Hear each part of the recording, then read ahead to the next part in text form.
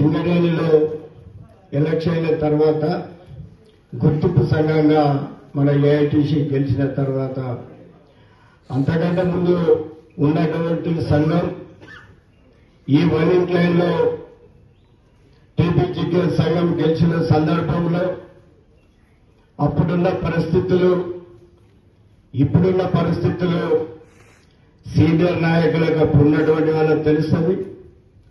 కొంతమంది యువత ఈ మధ్యన సింగరేణిలో జాయిన్ అయినటువంటి యువతకు ఏఐటీసీ గురించి కానీ టీపీజీకే సీమైలో చేసినటువంటి హరాస్మెంట్లు కానీ తెలియదు. కాబట్టి మన సంఘము గెలిచిన తర్వాత మనము ఏమేమో స్ట్రక్చర్ కమిటీలలో సింగరేణి లెవెల్ కమిటీలో ఆర్జీవన్లో మాట్లాడి మనము జీఎం లెవెల్లో స్ట్రక్చర్ సమావేశాలలో మాట్లాడినటువంటి కొన్ని అయినవి, కొన్ని ప్రాసెస్లు ఉన్నవి, కొన్ని డిమాండ్ చేసేటి మీ ముందు గౌరవనీయులు general secretary, deputy general secretary చెప్తారు. కాబట్టి మన ఆర్జీవన్కు సంబంధించి టీపీజే కేసు ఉన్న 10 సంవత్సరాలలో ఫస్ట్ టైం గెలిచినప్పుడు కొన్ని సమావేశాలు జరిగినాయి. 2015 గెలిచిన తర్వాత ఎక్కడ కూడా స్ట్రక్చర్ సమావేశాలు జరగలేదు. కంపెనీలు అన్ని పేరుకపోయినాయి. కార్మిక హక్కు అంటేనే మాట్లాడినటువంటి పరిస్థితి, ఇలా యూనియన్ మాట్లాడే పరిస్థితి లేకుండే. దాని నుండి ఇలా మన ఏఐటీసీ గెలిచిన తర్వాత మేనేజ్మెంట్ కొన్ని చట్టాలనే మర్చిపోయింది.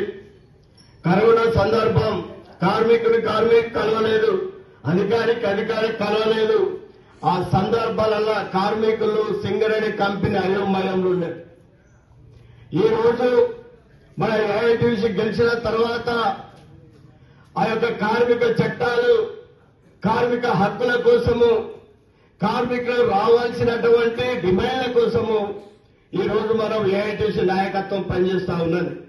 ఈ రోజున్న మేనేజ్మెంట్ అధికారులకు ఒకరికొకరికి పడినటువంటి పరిస్థితి ఇప్పటికి కూడా ఇంకా ఒక తాటికి రాలేదు.